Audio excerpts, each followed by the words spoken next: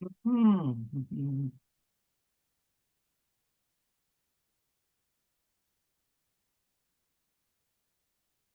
Good evening, everyone.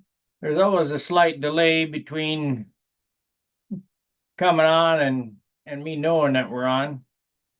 So let's go here. Let's see. One watching. All right. We do this every Monday and Friday night at 7 o'clock Central. Make sure that you like and subscribe to the video, to the channel. I'm only 116 away from 5,000. If I ever hit 5,000, it seems like I go up and then they cut me back. I lost like 50 subscribers last month, but whatever. And we got 4 watchers now. No. Okay, let's go here. Normally, what happens is Gary Sinclair is the first to make it. We'll see if that's the case again tonight. Who knows? Tonight, while the meeting's going on, I'm gonna clean a couple paint guns to get ready to paint so I can paint my flaps. You've seen me cut the flaps off that other airplane and make these flaps, and they're perfect. So we're good to go. Got a little fingerprint right there.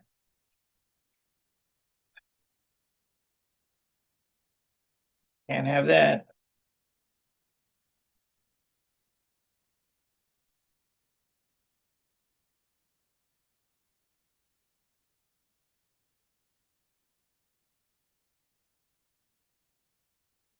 I won't be able to stay on the full amount of time tonight. I gotta go to work tomorrow. But that doesn't mean that the hangout won't continue.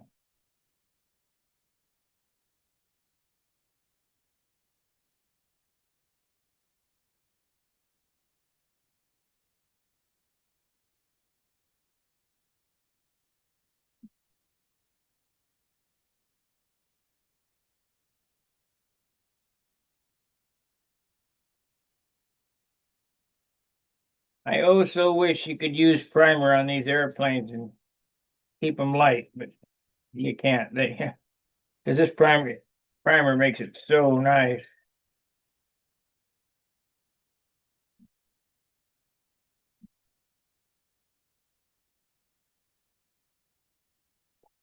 Now, if you don't mind having an airplane that's a little on the portly side, primer is the way to go because it does make them look good.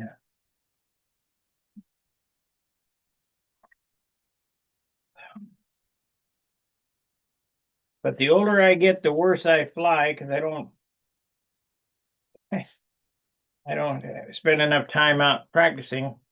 I need every advantage I can get, and light is definitely an advantage.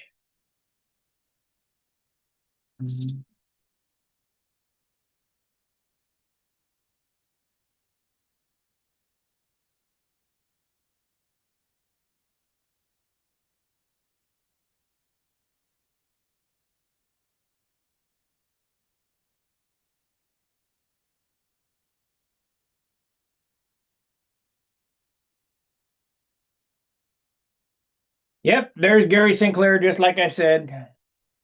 I'm here. It snowed today. Got Yeah. about an inch. Where do you live, Florida? No, in Ohio. Oh, Ohio. Yeah, down south. North of Dayton? No, south. You're south of Dayton? Yeah, southeast of Dayton. Catty corner down there. Where Interstate 77 crosses over the Ohio. Uh-huh. You're down by Kentucky? Yeah, pretty close.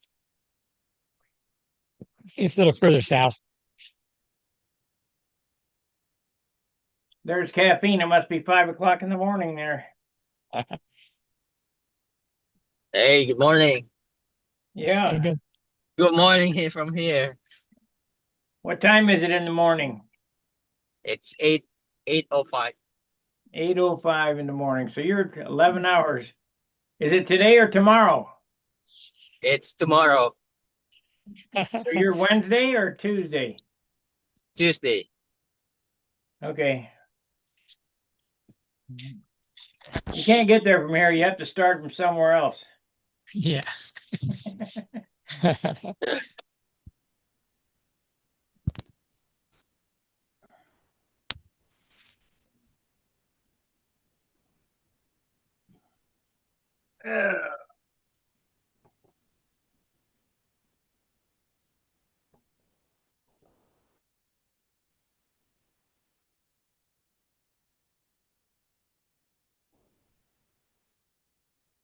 Yeah, I'm happy with this.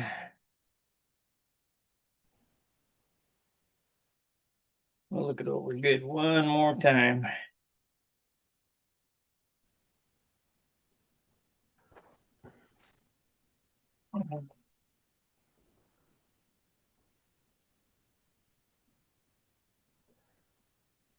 Good spot right there. Well, don't everybody talk at once.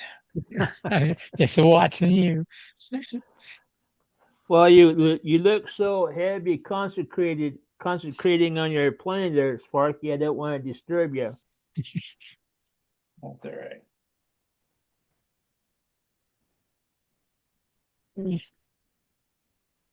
We had snow here today, Carl.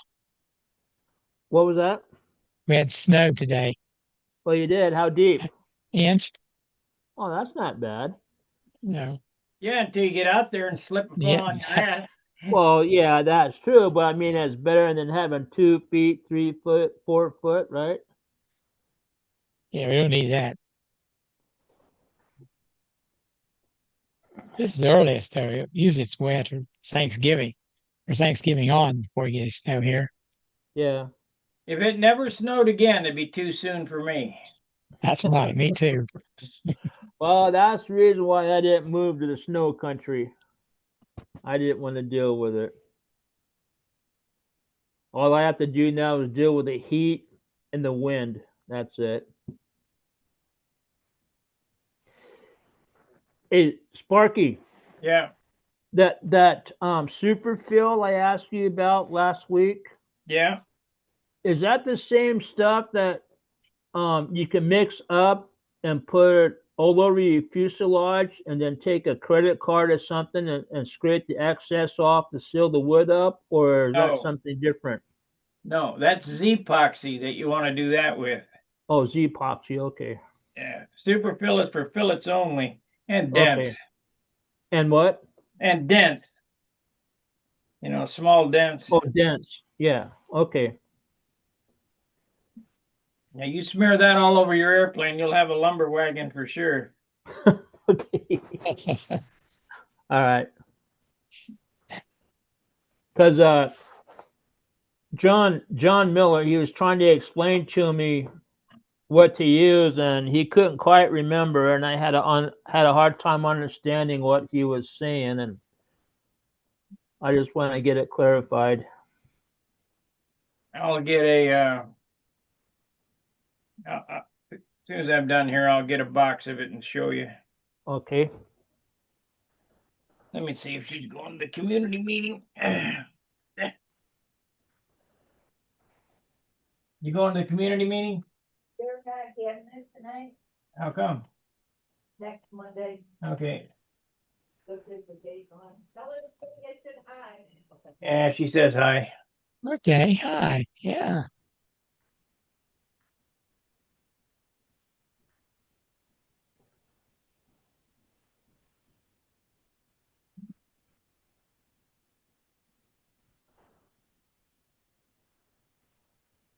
Going outside to feed the cat. Okay.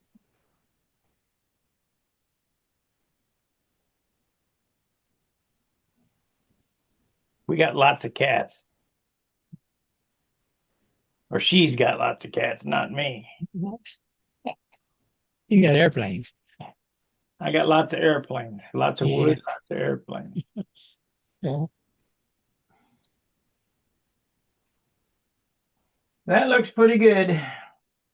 They're finished. Now I just need to work on that wing a little bit, but tonight I'm going to clean up a paint gun in a minute here. As soon as we get a couple more guys and the conversation carries on a little better.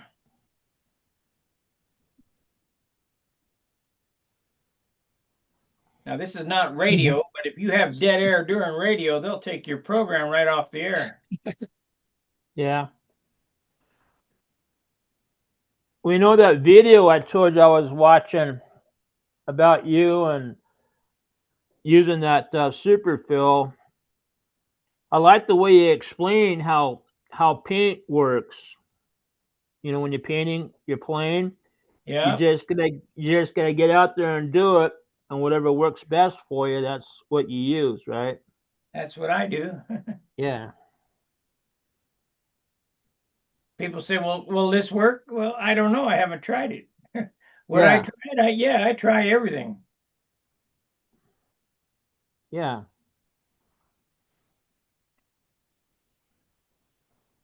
If you watch my what do they call that shit? Cover, not cover, right? What kind of covering is that tough shit? I got a roll of it up there, but its name escapes me. Not cover, right? Flight coat, No, monocoat. no, Okay. no. It's that stuff Tom Morris used to sell. Shit, man, that's bad when you can't remember nothing. Looking right at it and I can't remember the name What is of it. it? This stuff is called Canvas stuff? polyspan. Oh, polyspan. Yeah. Polyspan. If you watch my polyspan video, where people were telling me they can't get it to go around the tips, the wing tips. Well, I think I was watching the same one where polyspan is like the silk covering, right? No, No. no, it's like more like monocoat than anything. But if you watch my polyspan video, I go Okay. around the tips with dope and a heat gun and pull it, and that was all taught by myself, because they said that Yeah. Yeah. nobody can go around tips with it. Well, shit, I can go around tips with it, no big deal. Yeah. Well, I watched another video of yours how you were using. I think it might have been silk span where you dope the edges and you well, first you got it wet, then went out and dope the edges, and then you let it set up and in this video you only did one wing, and how you went around and you pulled it tight, around the leading edge and the trailing edge and around the corners, and how you're able to smooth it out to get it to go around the transitions real nice and smooth. And You missed a step there. I do Yeah. not touch any dope on the wing. 3 coats on the frame, so you got something to stick to. Put the silk span on, wet it down, and pull all the wrinkles out. I don't touch any dope Right. until all the wrinkles are out of it. Right, that's exactly what you did. I just can't remember all the steps, but yeah, and I thought that was pretty neat. So that was really helpful. That was learned from covering hundreds of airplanes with paper, and I never could get it right. Yeah. And just practice. Yeah.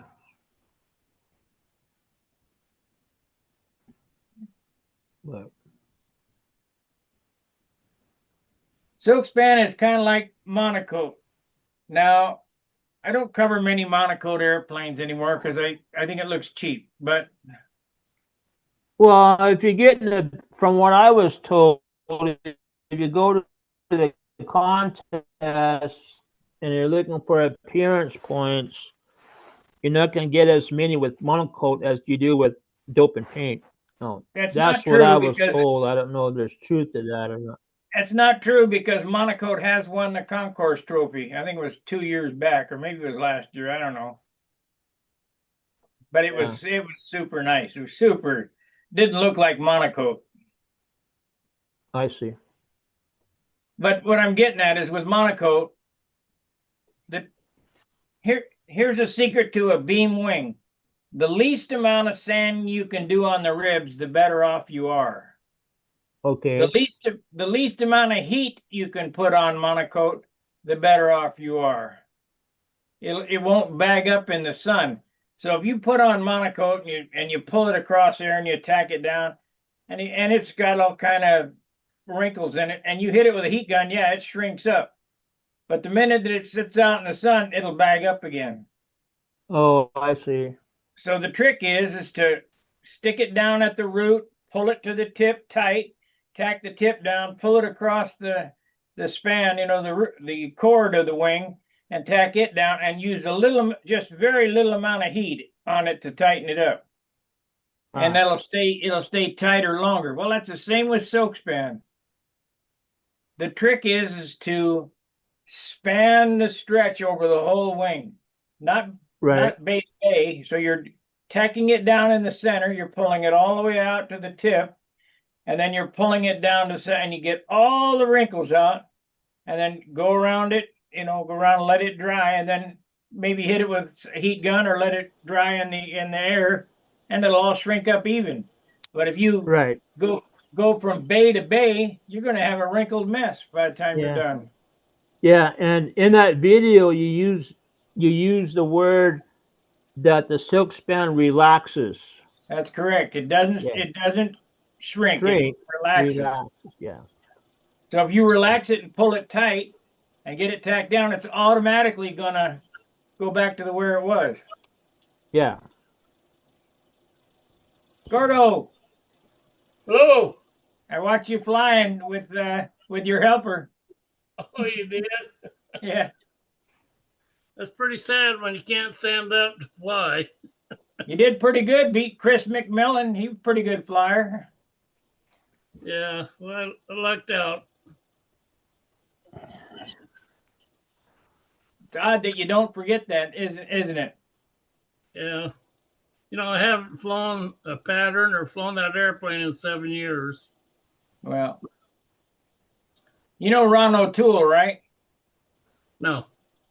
Ron O'Toole used to fly with Billy with the Missouri Youth Air State Champion. Years ago, I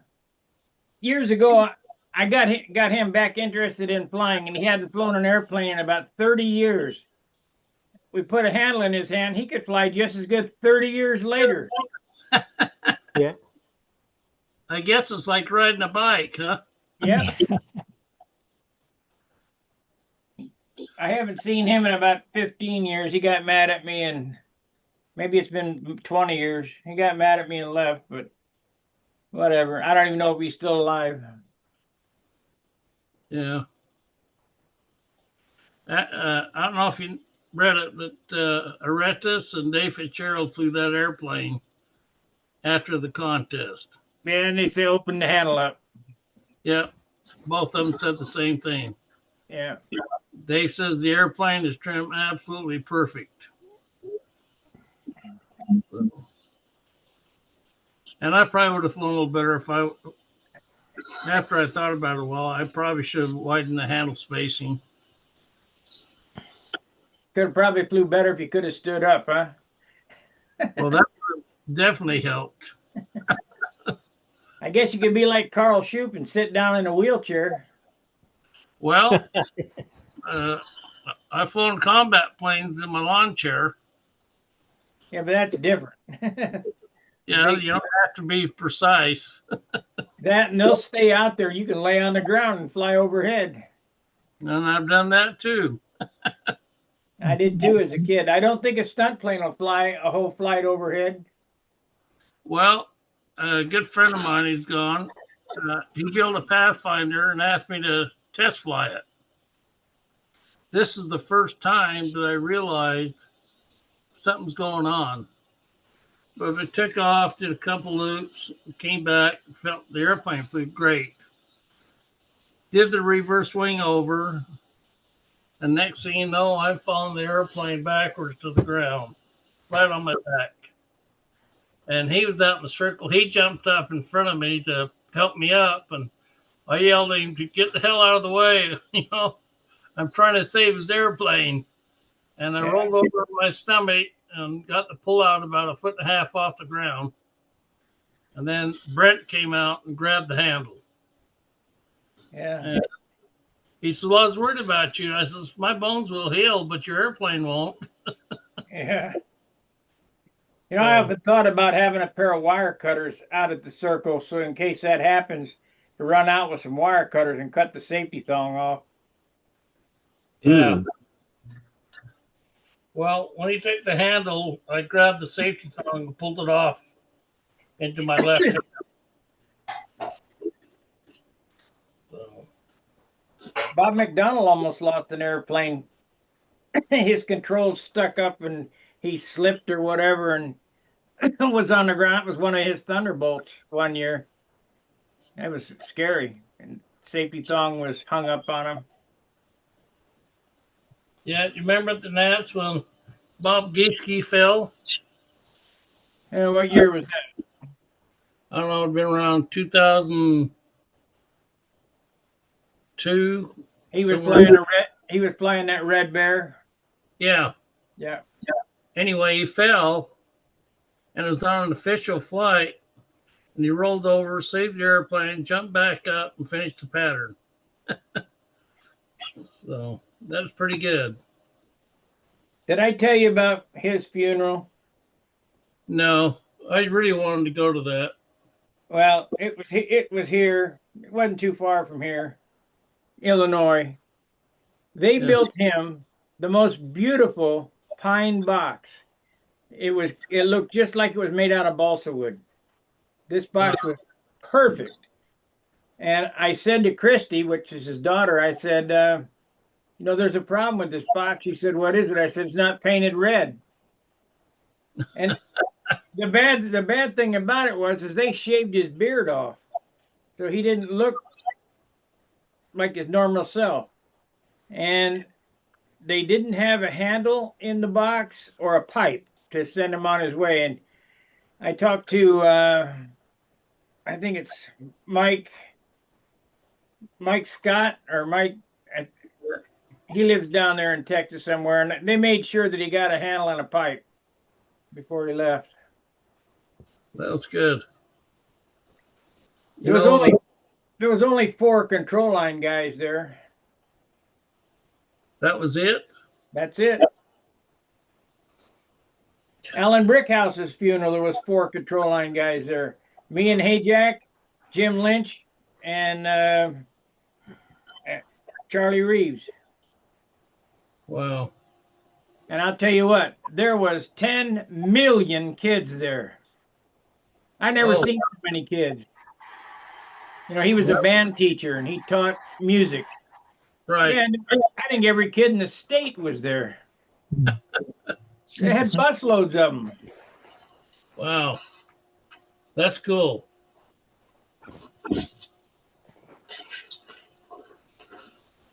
Yeah, I could never figure out. Every time he launched an airplane, he'd always sit down to launch the airplane.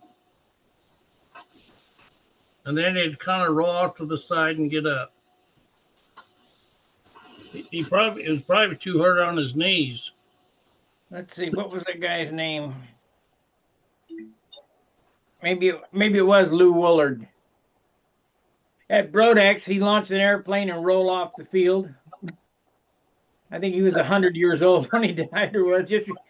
And the funny thing about him was he'd bring his granddaughters to the field. And he'd hop and jump and, you know, they'd be playing with airplanes. He looked like a little kid at 100 years old. It was unreal. Yeah, I've launched a few this year.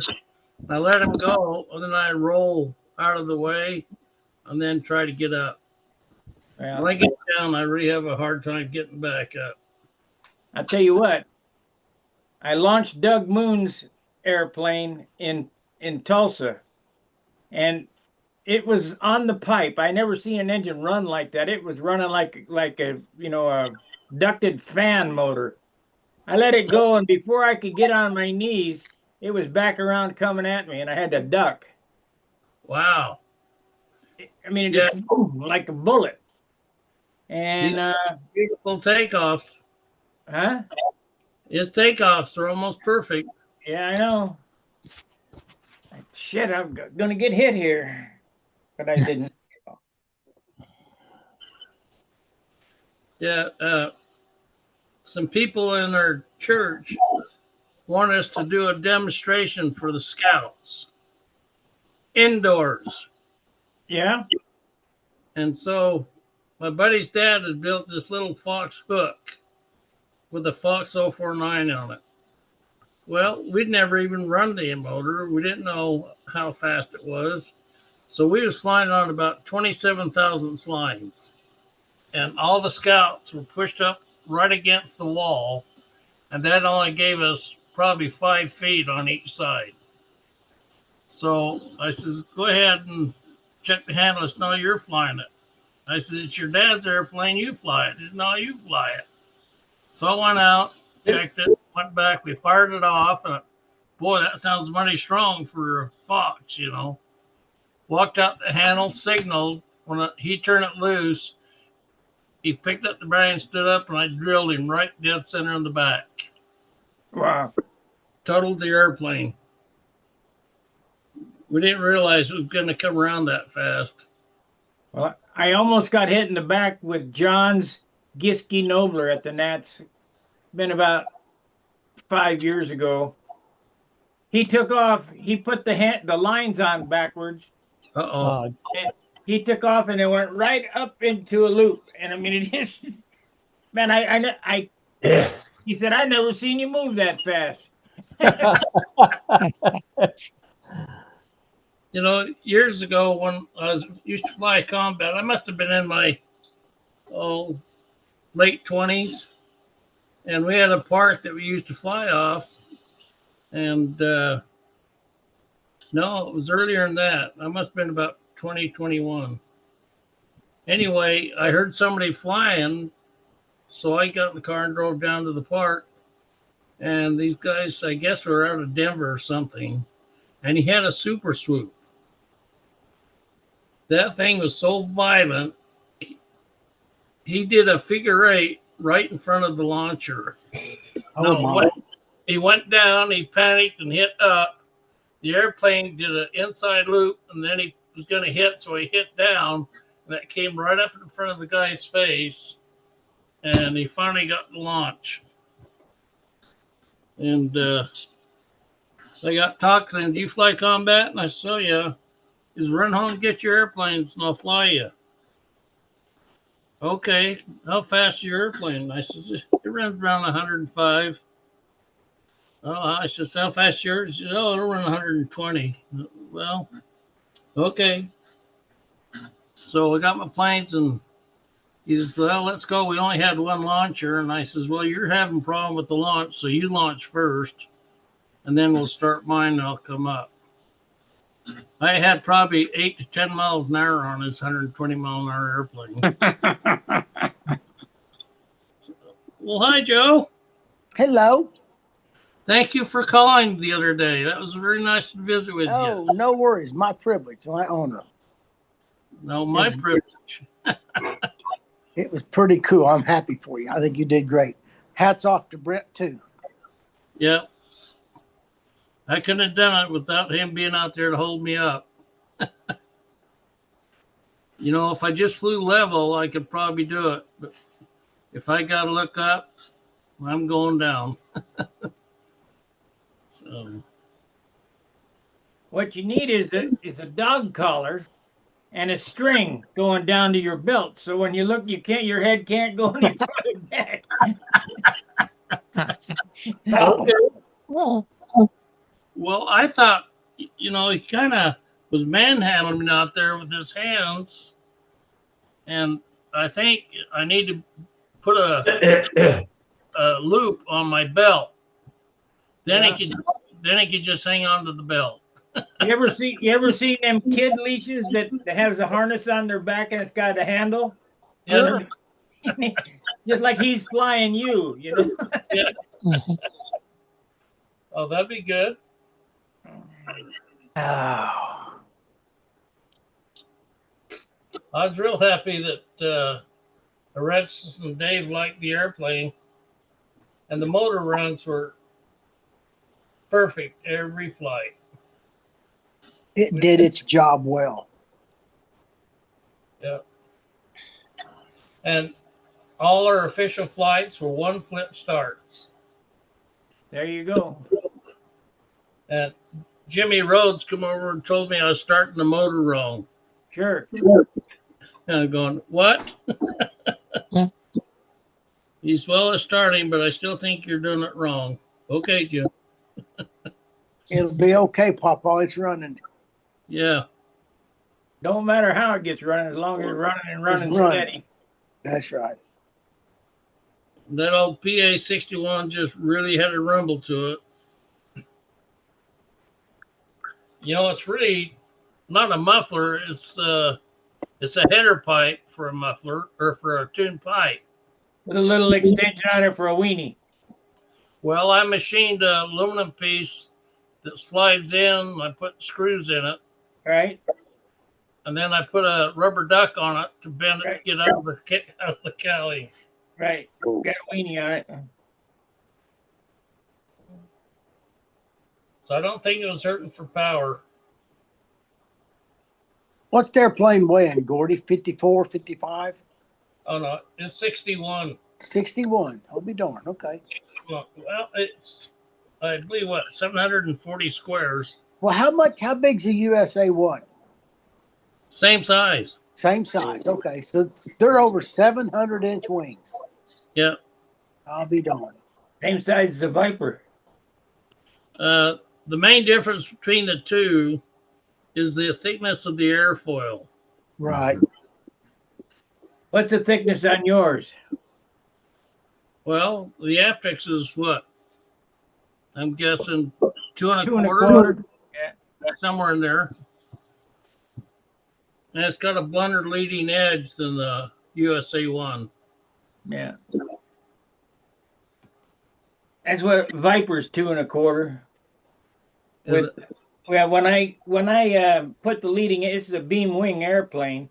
You know, most of those Beamers had a 1/4 inch piece of wood as the leading edge, and they'd round it over. My wing, or that I use, is run that 1 inch by 3 inch by 36 block through a table saw. So the leading edge is a 1/2 inch thick by 9/16, and then I got enough meat on it to sand it to a nice leading edge. Well, that sounds like the way I did mine. You know, after I got it all glued together, then I got my knife and plane out and started shaping the leading edge. Well, the next one of these that I do is I'm going to run it in my router table and get it shaped up before I sand it. That would be a good idea. Because it takes time, you know, being an I-beamer. It's not like you can hold it in your lap. You got a fuselage attached. Yeah. I tell everybody that the least amount you can sand on the ribs, the better. So if I can, get the ribs set in there to the right height, and then you just have just a little bit to sand off, it'd be better. Yeah, I did the same thing. Just I want it just a hair above the trailing edge. Yeah, a couple of thousandths above the Yep. thing. That way, a couple licks and it blends right in. Yeah. Well, Like- I got a shock today. You know, I stripped the covering off my Heinz 57, and I thought it was getting too heavy, so I put it all together today. No covering on the wing. It's got carbon fiber on the fuselage, and it's glass smooth, and the stab and elevator is ready for paint. So I got a bare wing, put it all together. And my last orange one, I added extra clear to get the weight up over 40 ounces. Where you at now? 26 ounces? No, with the engine and everything in it, I'm, what was it? 41.4 ounces. No, I'm talking about just the airframe. Oh, I didn't do it that way. Assembled the whole airplane. Okay. You got to add fabric and paint. You think you can do that for 4.5, 5 more? No. I don't think No. so either. I think you're looking at 7. Well, that's what I'm thinking. How many squares is it? 585. You can get a 6-ounce finish on that easy. 1 quart of dope is all you get, though. You got to put fabric on it Yeah. also. Right. Yeah, 1 quart. 6 ounces. You get 1 quart of dope. Well, I'll see if you're right. When I still got the engine in, I wasn't happy with the way the cowl the engine is too tall and the cowl is too short to put it right over the cylinder head. So it's open around the top of the engine. What I do. And I wasn't too happy, so I've been, the cowl is all finished. It's glass smooth. And I've been sanding on the inside and putting little pieces of 6th wood in there. I wet it, then glue it, and I just squeeze it up, and it goes around the corner. And I got one side done. I wasn't happy with the front, so I sanded it down and put a piece in it. I figured this might be my last airplane, so even if it's heavy, I'm going to try to make it pretty. I'm not the best. I can do a pretty nice cowl, but if you want to talk to somebody who knows how to do a cowl, you ask Ted Fancher. Oh, did you ever see his one with the tune pipe that the spar broke? A brand new airplane at the Nats. I didn't see that. He had the pipe enclosed, and he had holes where the cover covers the pipe. They were teardrop shape and filled it. It was absolutely gorgeous. Oh. And anyway, was just getting it to fly really well. And we're standing there watching a practice flight, and all of a sudden the wing just went. So he took it back to the motel, took it apart, tried to find out what happened, and he forgot to put glue on one side of the spars. Where he's got that plywood going out for the bell crank. Yeah. He forgot to glue that down. And it wouldn't take much. And anyway, it ended up failing. I felt so bad because I took pictures of it, and it was absolutely gorgeous. Every cowl was I've it, seen Gordon? Ted do is just amazing. What's that? Every What cowl was it? that I've seen Ted do, it's amazing. Oh, they're absolutely beautiful. Ain't nobody carves a cow like Ted Fancher. That's true. Well, Norm Whittle does an awesome job with cows too. Yeah, Norm's a good builder, that's for sure. How you doing, Phil? I'm doing pretty good. Pretty good. Crazy as ever. Sanity's overrated. Yeah. So, Sparky, when can you come to the house for a couple weeks? For what? I want to What's it see. worth? I want to see a 6-ounce finish on that airplane. Follow my lead. It works every time. But you don't get much dope to play with. You ain't going to get a 20-pointer out of 6 ounces. You don't think you can? No. Can't get a 20-pointer with 6 ounces, but you'll get a serviceable airplane.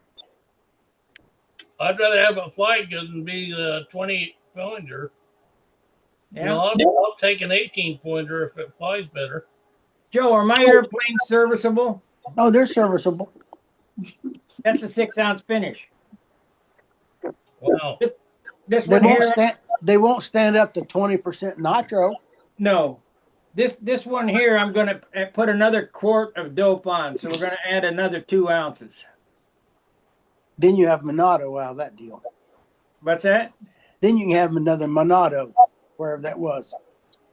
You have enough to buff on then. Right. This airplane that I was flying in Vegas, you'll take 20% nitro. It's got automotive clear over it.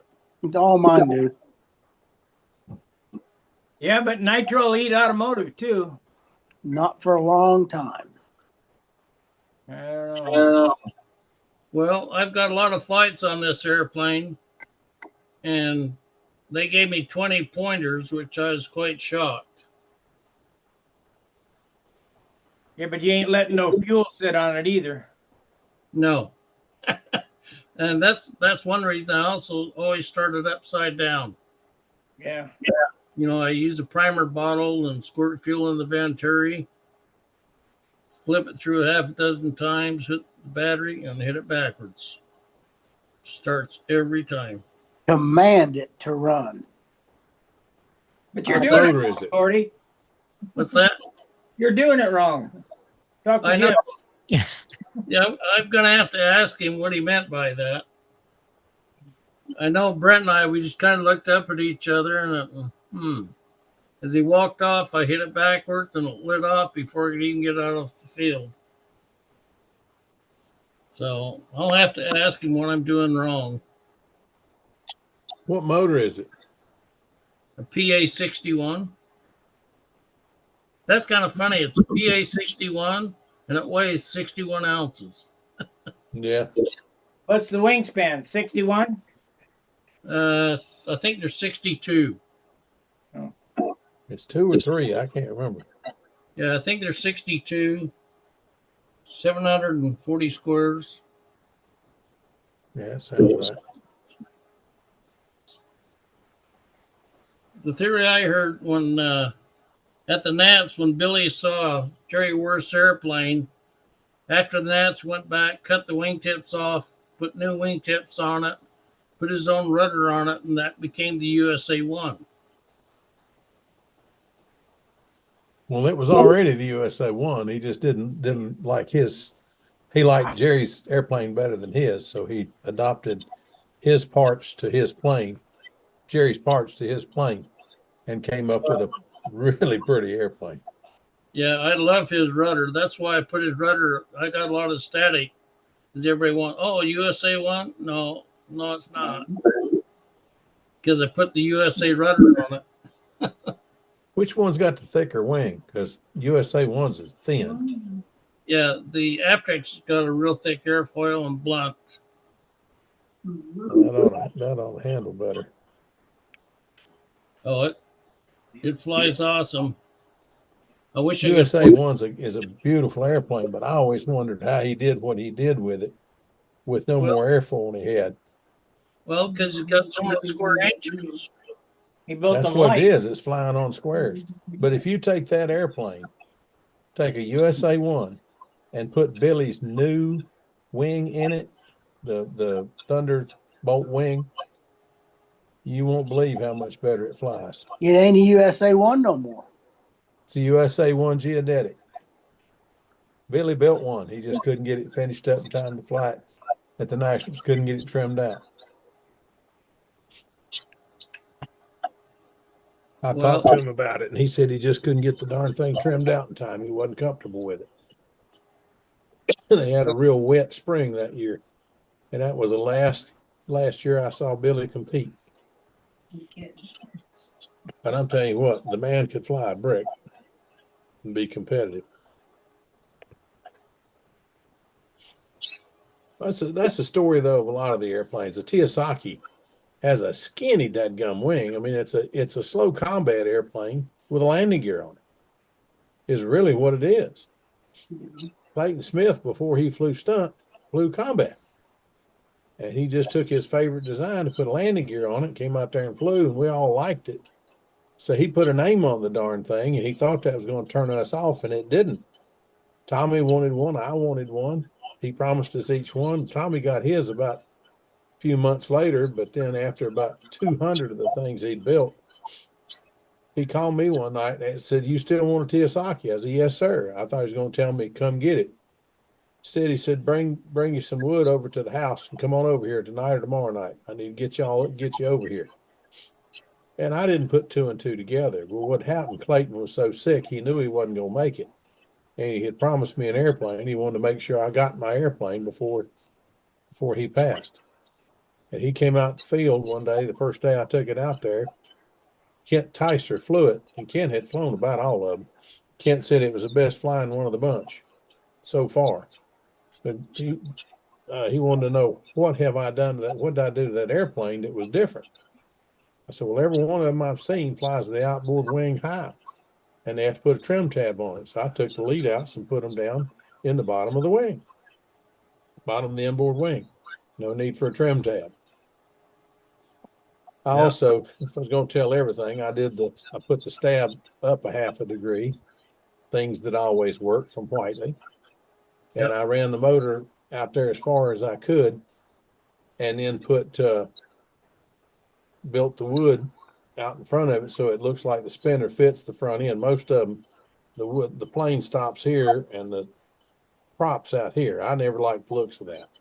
So I built mine out further where it fit. It just looked a little better. Now, as far as anything goes, it wasn't any different. The motor mounts were in exactly the same place Clayton designed it. I just built the front end where it looked a little better. And it looked better, and it flew like every Teosaki, except the outboard wing wasn't up. You know what You fly Teosaki means, right? Yes. Yeah, the end of Stunt as we know it. Yeah. He was wrong.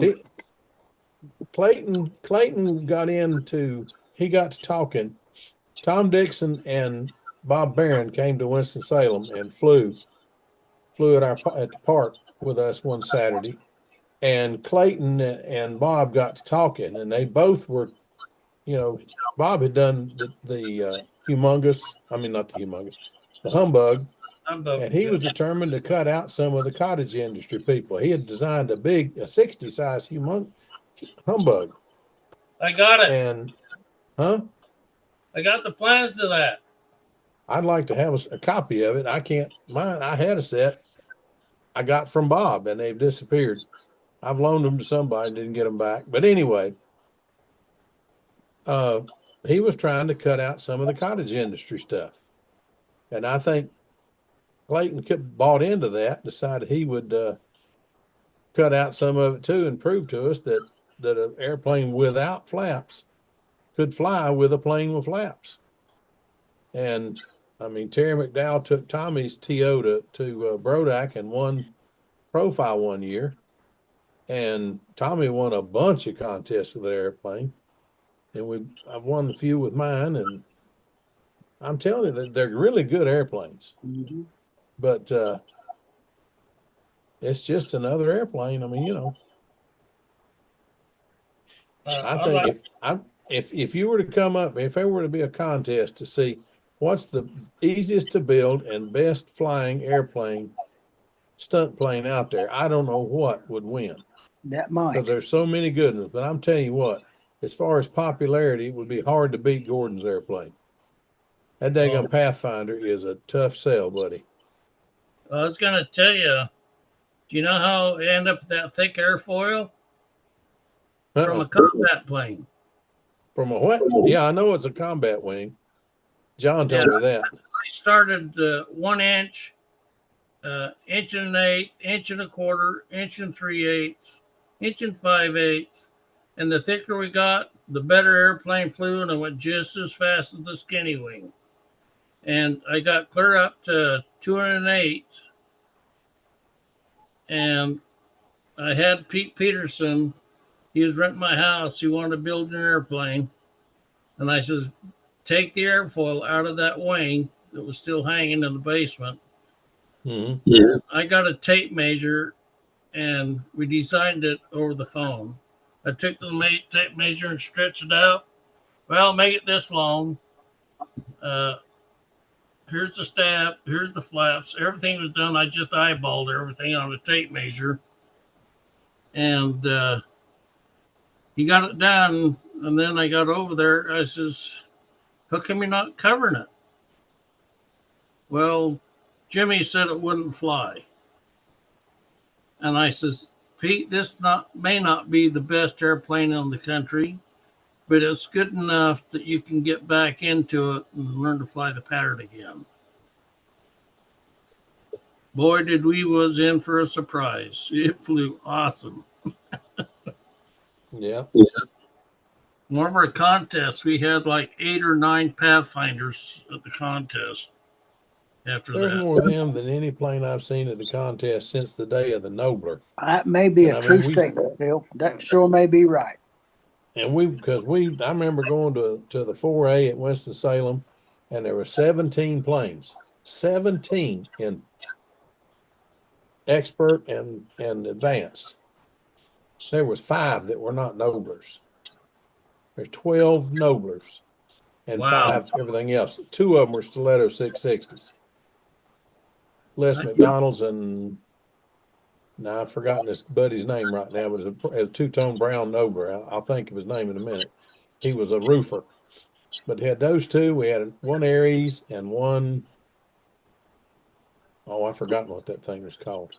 And then there was a Bobby's airplane, Chris Lella designed. It looked like a Genesis turned upside down. You showed a picture of it the other night. It was a weird looking thing. But anyway, I mean, there was a bunch of airplanes, but there were so many Noblers. And Tom Dixon, I thought, was going to take it all with a little red Nobler that had in the canopy, it had a thing that says cockpit detail.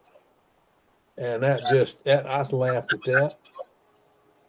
I laughed at that so hard I thought I was going to be sick. And then here this weekend, Tony Onimus had bought one of Tom Dixon's airplanes, and Tom had done that again. The one he sold Tony, he's got a little tag inside the canopy that says cockpit detail. I thought I was going to fall out. That was so funny. One year, Tom had a profile Mustang, Mm-hmm. and he won profile with it, and it flew awesome.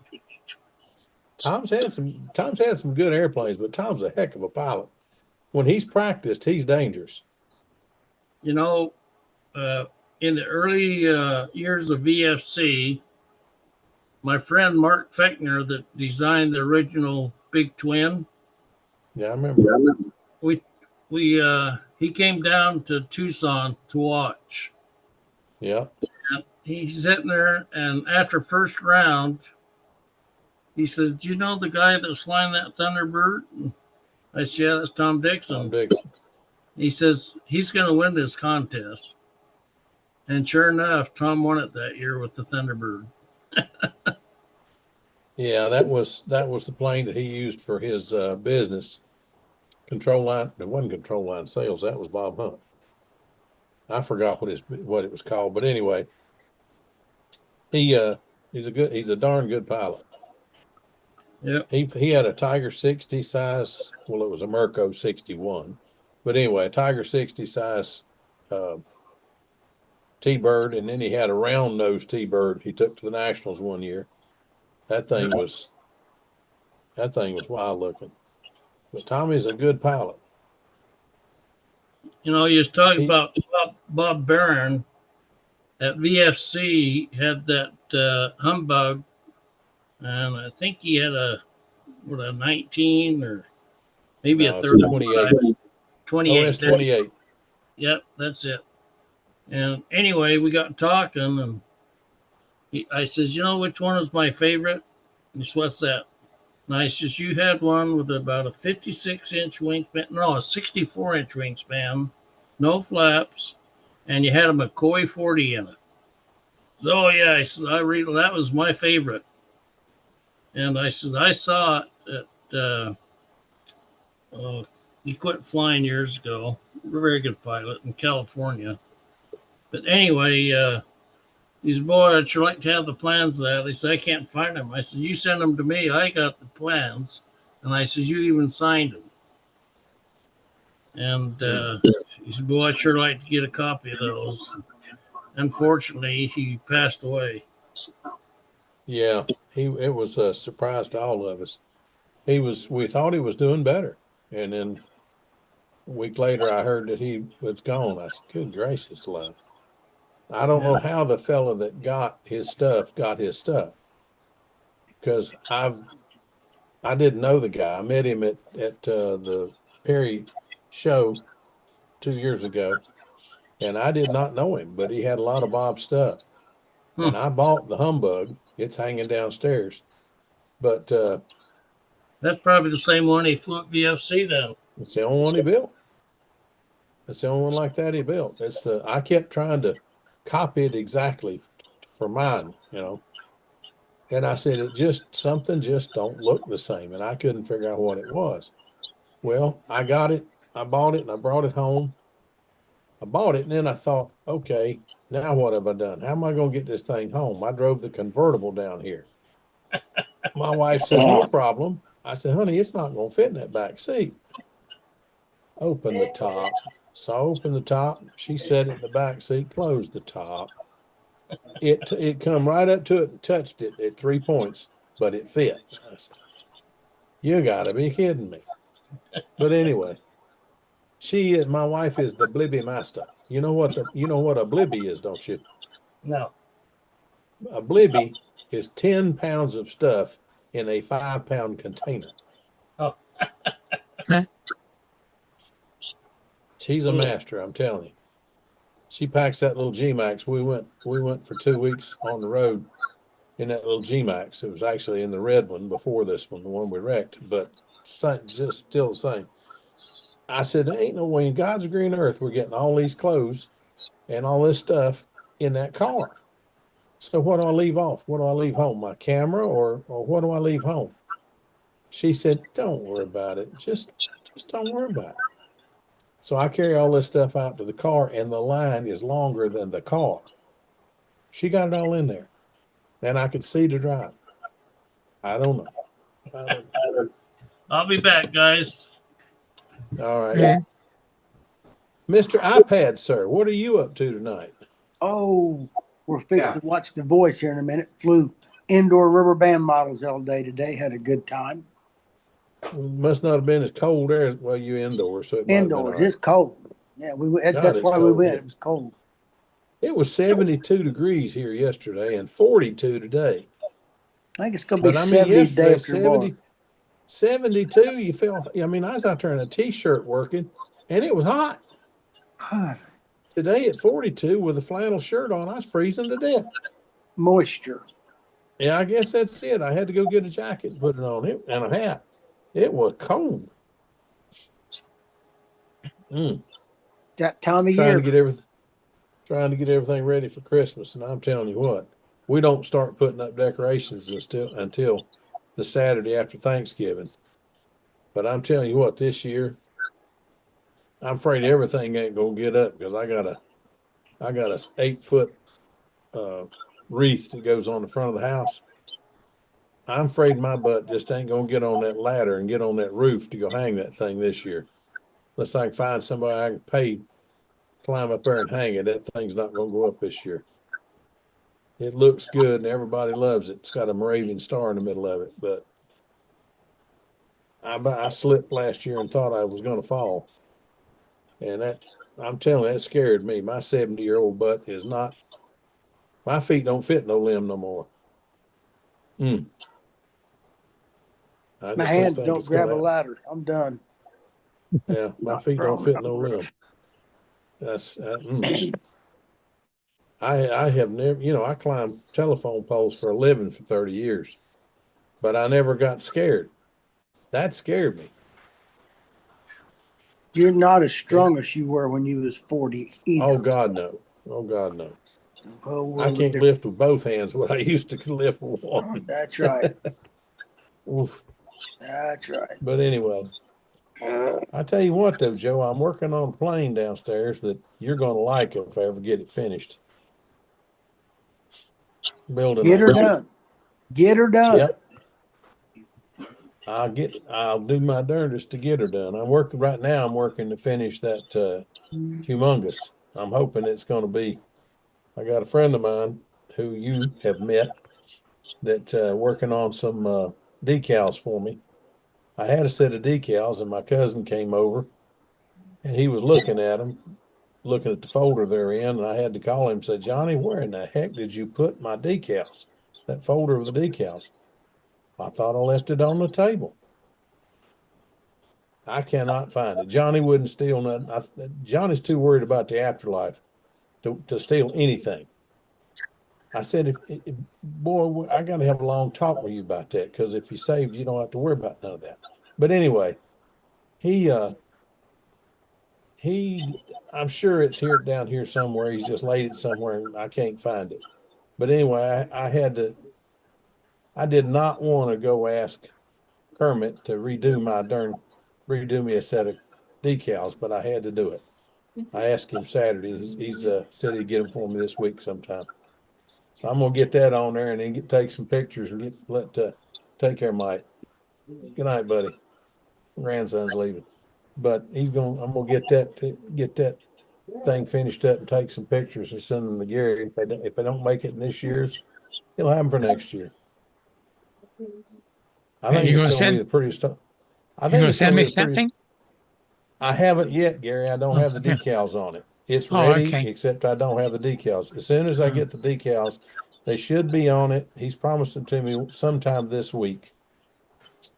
So as soon as I get the decals on it, I will take it out in the front yard and take some pictures, because all it's going to get glossier than that with a clear paint, But I'll paint it clear and rub it out. But other than that, it'll be finished as soon as I get the decals. In fact, I'm probably not even going to put them on the bottom. I'm going to put the ones on the top and the front of the airplane, and the one on the wing, the numbers on the wing, and get some pictures and send them to you. But it's probably going to be this weekend before I get to it, because I got too much to do this week. I'm hoping my sister-in-law is coming out of the care center this week. We'll take her back home. That'll blow one day, and then I've got a Wednesday I go to class all day, so I don't have a whole lot. It'd be tomorrow and Thursday that I'll have to work on it. And Thursday they're coming to replace my front door. And unfortunately, I don't mean just the door. I mean the things on both sides of it and everything. They'll have the whole front of the house tore off and put it back. And the rest of you guys on there too. If you want a picture on a calendar, I need a picture and your address. Put it on the email, so I know where to send it. Yep. And David, did you get your little elevator chiggers on?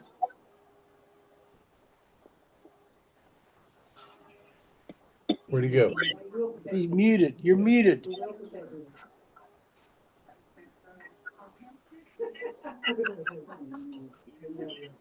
All right. You're good. Okay. yeah, there you go. Yeah, I just don't know. I don't have to run them full span, right? To the whole. I No. can just run it like center it. I kind Yeah. of center them and then go in just a little. I figure my Yeah. theory is put them inside more than outside, so you're not flexing the elevator further from the horn. Okay. I'm gonna give it a shot this week. And you can just tape them on. I talked to Mike real- Rogers. Yeah, I'm gonna tape them on. Mike Rogers thinks that the model's tail heavy, so he thinks it's that I set the CG in the wrong place. I don't have plans. I was just kind of guessing where it was, but he thinks it's too tail heavy. Probably one of the reasons why I won't do rounds very well. You can But anyway, you can run a CG on your own right quick and find it real quick. If you got a 28% Yeah, he said tail, it's you can go 28%. 25. It's He a real said it's easy, 8. Yeah, he said it's 8 inches off the trailing edge. Go up to the roof there, 8 inches. He said set it there. So I'll see. We'll see. I just But I just I'm do the gonna apply it, math. Joe. I'll put those little. Exactly. Yeah. Exactly. It'd be good to Math, check right? it, then It's all about. they want you to do the Yeah. Mac, in the center of the wing and all that, and that's all fine and good. But if you do the root and you got a 28% tail, Yes. and you do 28% of the wing and the root, yours will be well safe. You can sneak it back. It's 675 inch squares, Joe. 59-inch wingspan. That's what it is. How much is the root? You know the root distance? The root? What are the wing? Yeah, is it 13-inch root? Do you remember? No, I don't have the numbers down somewhere, Yeah. Joe. That's all right. But just take and measure it Yeah, and multiply by 75.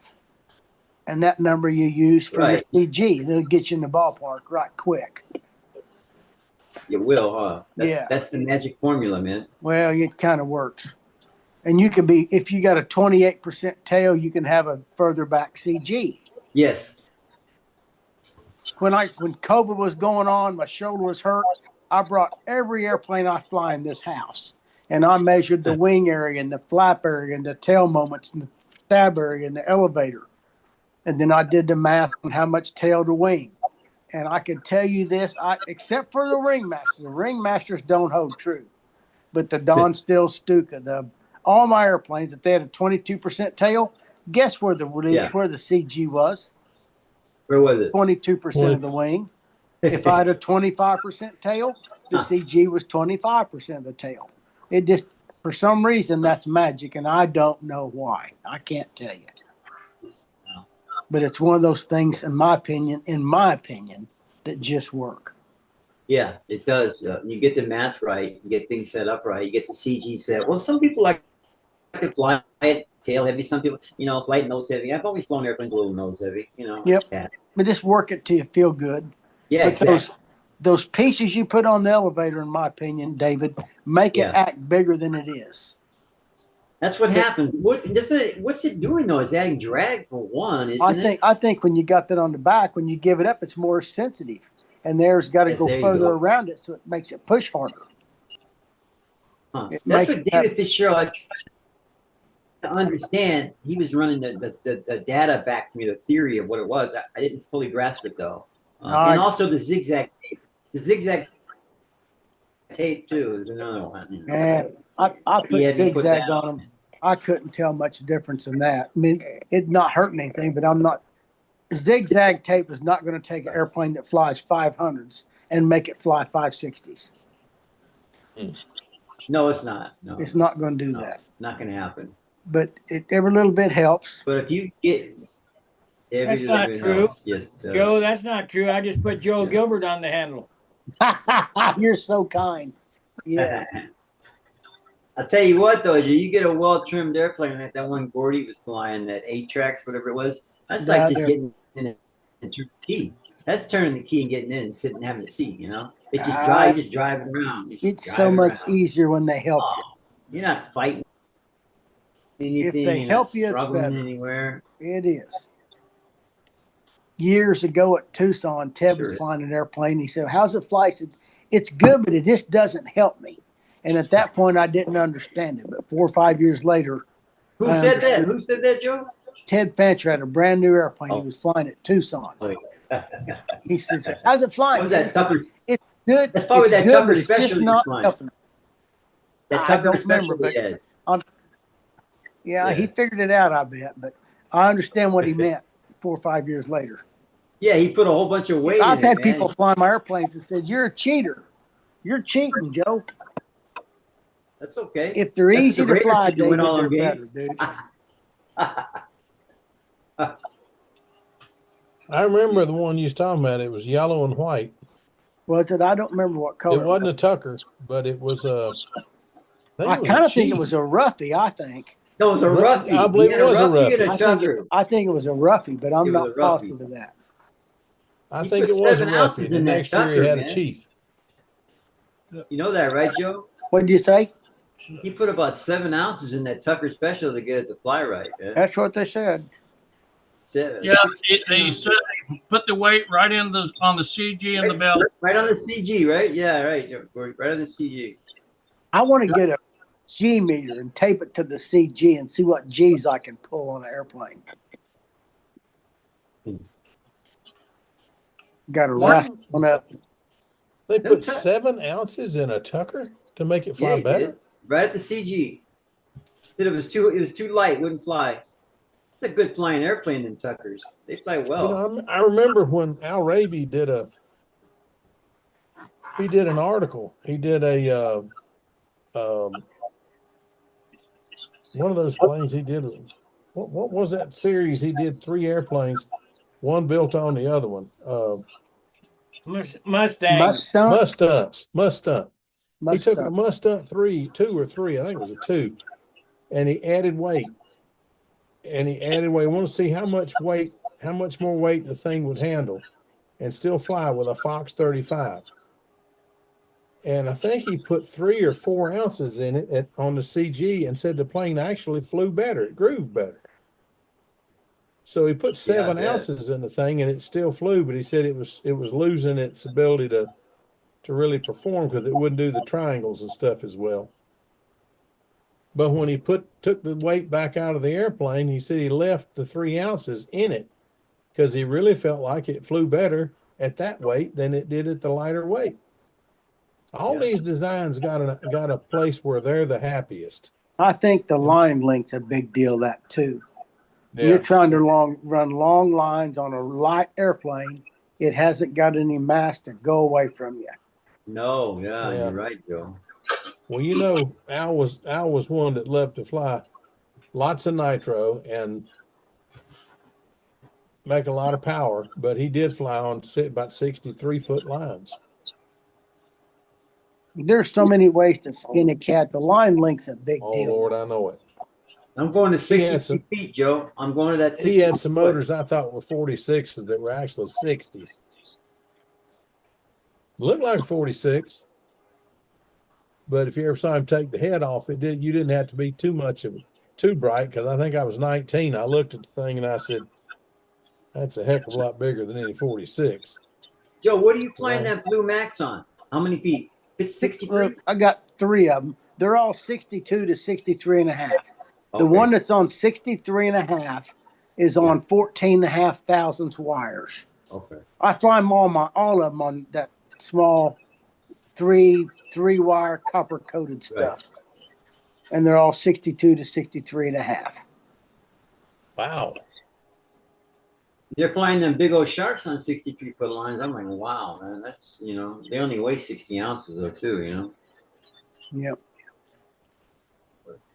Yeah, I'm not wowing at the brown lines. I've got some of those, but 14 thousandths on a one of yours has a 75 on it.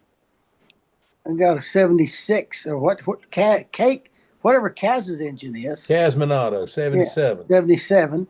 And it's on 63 and a half foot lines on 14 and a half, but it weighs 64 ounces. What's the lap times, Joe? 5.3? Oh, yeah, 5.2 and they're about 2 or 3. Yeah, that's good. That's in the ballpark. I don't worry about lap speeds as much as I worry about maneuver speeds and line tension. There you go. Well, I tell you what I did this weekend that floored me. The guys kept talking about it. I came home and I got to looking at Will Davis's tapes he's got out there and looking at Oresti's slow motion maneuvers. You can hear that thing kick in, that boost in the corner thing. That is wild. I could hear it when I was judging him. Yeah. You know what though, Gordy? He toned it down from Golden State. I didn't hear it as loud as I heard it at Golden State. It's a different model, but he seemed to have toned it down some. I think you'll hear him do that more in the wind, no wind, than in wind. There was no wind. Yeah. No wind, you hear them beeping a little more a lot of times. Yeah, it was pretty aggressive there at Vegas, but the wind was pretty dead. You want a little more, in my opinion, you want more aggressiveness in the dead air. If I'm going to have dead air, man, I'm throwing nitro to my pig. Yeah. We had Mark Gerber sneak in. Do we got a Bearcat report? Bearcat's sleeping. Okay. That's all right. For the winter? No, he's going to be all right. No, I spent a week in Vegas. That was fun. Takes a week to get. Got any money left? I didn't gamble a single cent. Oh, you're a smart man. Well, I've had too many mathematic courses in college to. Yeah. They don't build those places off the winner's money, y'all. Yeah, and then I got back and I'm in the middle of a cataract upgrade. Uh-oh. So Ain't no cataract That's why I don't upgrade. have You my got to get glasses rid of on. that You- sucker. One eye is different than the other one now. Huh. You're gonna be driving a rink in here shortly. It won't be long and that'll be over. Yeah, I'm looking forward to getting it done and getting my new glasses and getting back seeing better than I did before. So You know, that airplane you was flying there in Vegas, it looked like you was really struggling with it. just needs a good pilot. Oh, you think it was the pilot? Which ones you have? Your Ryan? Yeah. Yep. Beautiful airplane. It is, isn't it? It is a beauty. Yeah. Everything he's got's beauty. It is. He's let Well, me touch his airplanes and launch them before. It could be the guy that launches airplanes Saturday morning because they got confused in the hand signals. That could be part of the problem too, right? I was just impressed when he let me touch it. It was pretty. I was impressed. That is a really, every one of Mark's airplanes that were like that. Oh, I guess he left, huh? He don't know how to build an ugly airplane. Did It's nice Mark to meet- leave? Mark, sir. Oh, Nice to meet you, Carl, face to face. yeah, it was. Well, I was just saying that maybe your problem wasn't Saturday morning that gentleman was already here to launch your airplane for you and got the hand signals mixed up. Ah, no big deal. Yeah, I apologize for that. I just couldn't catch what you were doing. This means go. Yeah, well, that's what he did. He waved his arm just like that, but he was trying to tell me that the plane was pointing inward a little bit instead of outward. It wasn't straight, and he waved his arm like just like you did. So I let go of it, but but it didn't crash the plane, and he got it I up had in to the I had to air. back up pretty fast, but it was okay. Yeah, yeah. Never point one in at somebody. Mark's still nimble enough. He can still back up and not fall down. If they pointed in at you, get about 3 That's feet why I in was front happy of it. about that's what I was happy about Vegas. I didn't fall over once. It was great. Good deal. Good deal. When I see that, I move. Me too. I'm It going to means- get in front of the airplane a little bit too, where I can lead it like a dog right quick. Give a little pull on it, Yep. straighten it out. All Americans. That's where I learned to get in front of it. Oh Lord. You Somebody got in has front of an to All-American or you got eaten. get it in front of it 4 feet, lead it like a puppy dog when they turn it loose. Yeah. Take a handle. That was an idea. I'm just not sure it was a good one. Well, it worked. I mean, I did that, and then when you come No, I in mean to land that it, 3-inch bigger inboard wing. that's when I learned when you go to land it, when it goes to touchdown, just before the wheels touch, start giving it line. Who did the first All-American kit? What company? D'Amico. Diebold, I think. D'Amico, that's it. D'Amico. Diebold. Yeah, Yeah, he designed it. DeBolt designed it. right. I've got a D'Amico. note from him downstairs about that landing gear. He says that we had that landing gear everywhere from under the motor to under the leading edge of the wing. He said it's all fine. He said where it was on the plans, he said the guy that drew those darn plans had never even seen an All-American. All he'd seen was the plans to it in pieces, and he put it together on one sheet of paper. But Pappy was a cool dude. You go talking, if you were lucky enough to have talked to him, he was quite a neat character. We talked about the stunt wagon and the stunt wagon 30 and the All-American Senior. He'd seen pictures of my stunt wagon 60. He said, there's a guy that's got one up your way, and he described my airplane. I said, yes, sir, it's hanging in the basement. And we got talking about that thing, Fox 59. And he was telling me they used to fly speed with that thing in the morning and stunt in the evening. Oh, thank you. I thought, heavens to bet, man. I said, ain't no way in the world I want to fly mine speed. He says, why? I said, because I'm afraid that 59 would grenade. I don't have Put an another one that's as 11.8 good. prop on it. It won't turn too many RPM. Well, it's got a 12. It's got 12.6 cut to a 12.5 and a Right. 5 and a quarter, and then it's got Charlie Reeves tips on it. They're cut at an angle and then cut in, and got Phillips entry in it. It's got a little bit of reflex in it, and it's 2-hour job to carve that prop. Just don't break it. Yeah, really, because it's pretty thin. Do not get your finger in the way. I put my thumb on the spinner and one finger on the hub of the prop, and flip it. I think seemed like it was flip it forward 6 times, flip it backwards twice, flip it forwards once, put the battery on it, count to 20. I don't care what the judges say, count to 20 and put your finger on it and flip it one time. And that sucker would start just about every time, first flip. But you better give that glow plug time to clear out. Boy, that's good. It was a wicked thing. If you got your fingers in the way, you got to eat. I know all about that, folks. Yeah. That was a carbon fiber prop. Yeah, I got hit with one of those one time too. That was enough to make me consider my choices, and I decided I'd go back to wood. And bologna slicers hurt. Well, it took the end of my finger off.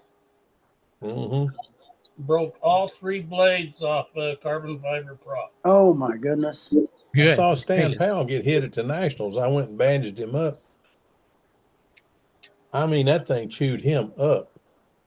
Oh, yeah. It killed the motor. I had blood all over my airplane. And my buddy says, I'll take care of it. You go home. I said, no, I'll clean the airplane. You roll the lines up. Then I went, my wife looked at it and says, well, you fool, you're supposed to be holding that over your head. She's a nurse. And so we went to the hospital, and he took the rest of the end off and pulled the skin over it. And it got the other 2 fingers, but they weren't bad. There's no forgiveness in a carbon fiber prop in a 61 something. There's none. That sucker'd eat a banana, I think. I just don't like fooling with carbon fiber. Them things there's no forgiveness at all. Well, that wood prop's going to cut you just bad too. But what was the Nationals where Richard Aller, I remember what year it was, we cut his finger. I don't know. He cut him pretty good. He cut a bunch of them. Fly. They had to stop him. They had to stop him, man. He's tough. That year I was standing right at that circle. I had my back to him, and I heard, brrrr. I said, why the hell is he, thinking in my mind, why the hell is he running that propeller into the ground? And then just a millisecond later, I heard, brrrr. He did it twice. That was Richard? Yeah. Ooh. He took him to the hospital. He got stitched up. Remember when Billy got caught in maybe it's 210? The engine started without the glow driver. Oh, yeah. It started out the glow driver. McDonald's told it, they killed it. He went and got a towel. It wasn't supposed to start. He's just flipping it, getting it ready. And it somehow got him, and he wouldn't got to bandage his hand up, come back, flew, and won it all, I think he won it in 210, didn't he?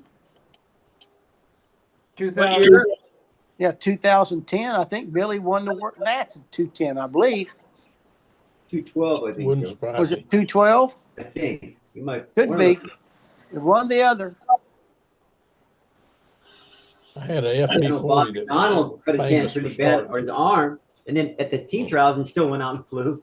It's team trial. Big old band, all bandaged up. I've never got my hand in a prop yet. I'm going to try real hard to avoid that. Knock on wood, brother. Yeah, I'm trying hard to avoid that. I try to have good habits. I do have a little rubber ducky I put on my finger about that far. That'll work. And it's cut all over. It's got cuts on it. But that 4-blade prop on that K77, and Colleen was holding it. I was starting. Richard Oliver standing there by me, and I primed it. Flip, flip, flip, flip. And at the Worlds, you don't have to wave it. You just when you touch the prop with the glow driver on it, the clock starts. Or if you put it, starts it. So I hit that prop, and I hit it too far out.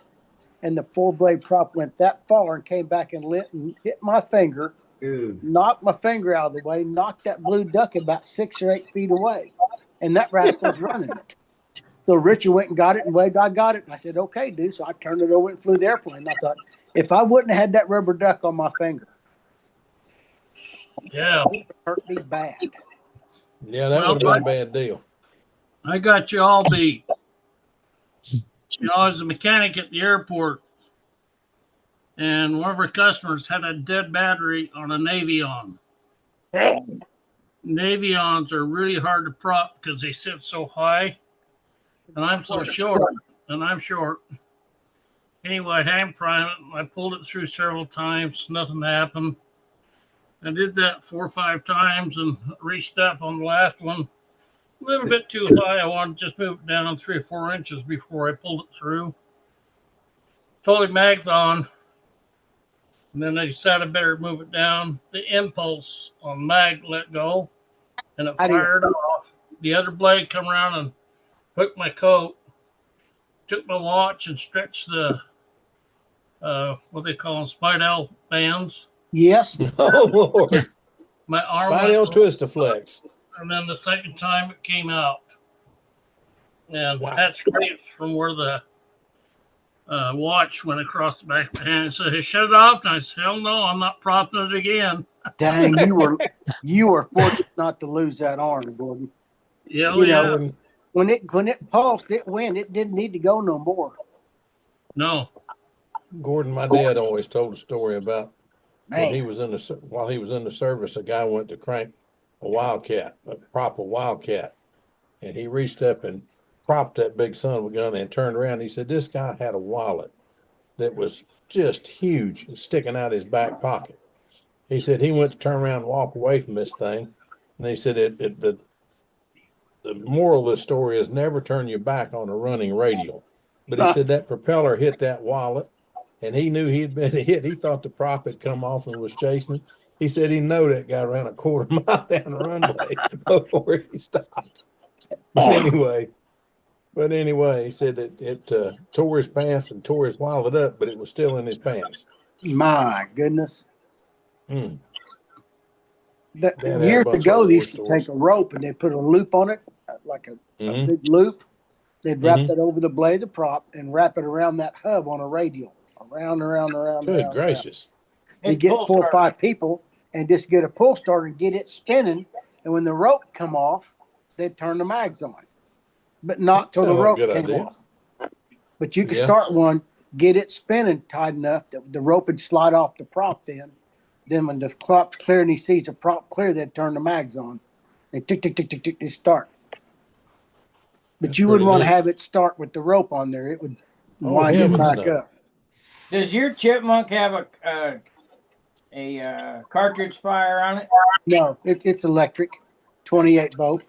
Yeah, I know, but I just wondered if it had an emergency cartridge fire on it. No. The first ones had those, the early ones, but the ones in Canada, the ones that they started production, they never did. I don't know if the Canadians had it or not. I don't know that, Sparky. What's really weird is there's a guy on YouTube, of course, that's got a Harley Davidson with a centrifugal starter. You know, you wind it up, it goes whoa, and then it goes pew. Yeah. Stearman's had that. I mean, I've done that on the Stearman many times. And a PT-22 Ryan had it. Lots of them had it. The primary trainers. That's pretty slick. I went to look at a Chipmunk down in Statesville, and was a good looking little airplane, but it had been modified so much that it's hard to call that thing a chipmunk anymore. But the motor, he's got a pancake motor in it instead of the vertical motor. It's really, really modified, but Well, it's Joe's got a knucklehead in his. Yeah. Just about. Two of it's them. got that. Joe's got that inverted engine that the oil sits in the tops of the piston, in the bottom of the pistons, That's and he right. has to sling it out of the way before It I don't- splashes this around thing- pretty good. This thing has 6 cylinders, but it amazed me. I wanted to look at the engine. I just wanted to look at the airplane. And I said, something just don't look right.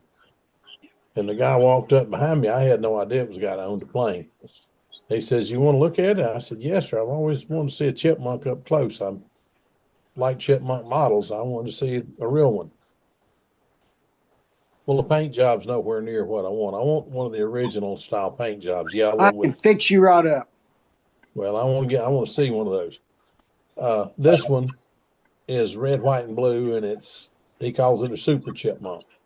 Yeah. But anyway, I went and looked at the thing, but it's got that 2 bubbles on the side of the cowling, and that's where the cylinders are, of course. So it just didn't look right to me. But anyway, it is a neat looking airplane. I love the chipmunk anyway.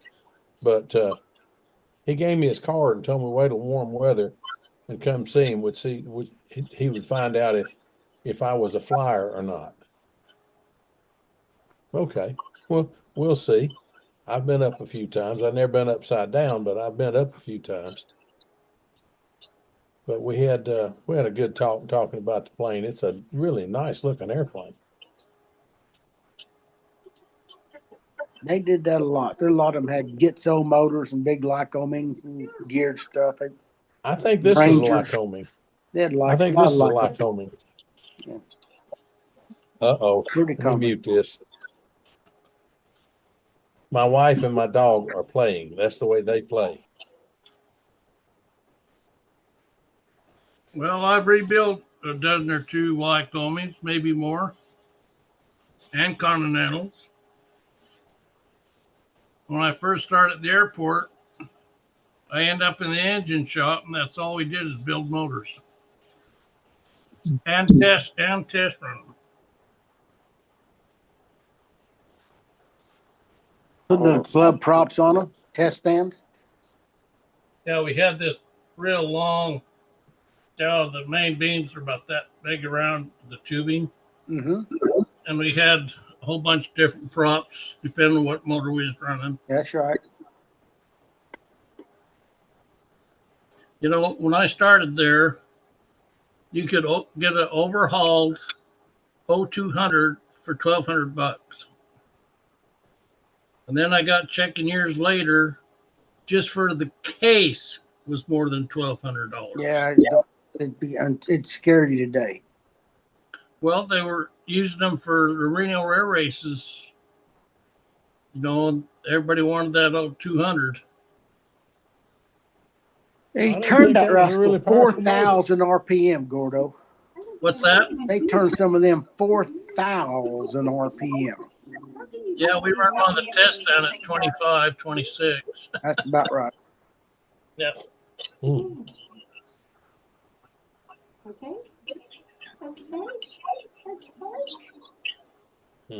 Anyhow, That dog sounds like he's going to eat her, and that's just the way they play. He's sitting there growling like it and licking her the whole time. My dog does that when he wants me to throw something, and I ignore him. He'll sit there and growl at me. If I reach down, pick it up, and throw it for him. He'll jump up in her lap, and he's got a paw here and a paw here, and his head right here, and her face just looks like he's ready to just take her face off and growling at her, and she's rubbing him the whole time. And he finally, after just a minute, he starts licking her. That dog's brain damaged or something. I don't know what it is. He's crazy. The Schnauzer. He's a schnauzer. He's a nut. I know. I love him, but I don't know what to do with him. Joe, you fly that yellow turd anymore?